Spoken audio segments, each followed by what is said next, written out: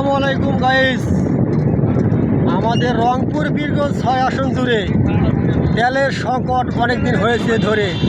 এই দেখুন খালাসপীর পাম্পের সিরিয়ালের ওপর লাইন, তেলের জন্য দীর্ঘ সময় ধরে অপেক্ষা করে আছে বসে।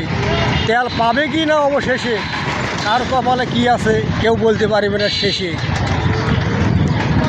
অনেক ধরে সময় ধরে তেলের জন্য লম্বা সিরিয়ালে আছে অনেক দাঁড়িয়ে লোকজন।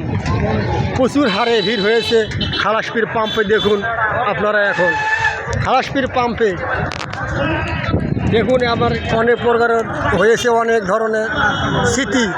এই কারণে বীরগঞ্জ রংপুর 6 আসন ধরে উন্নয়নে হয়েছে আজ অনেক উন্নতি।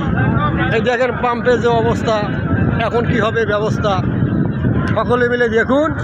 লাইক কমেন্ট শেয়ার করে দিন। ধন্যবাদ।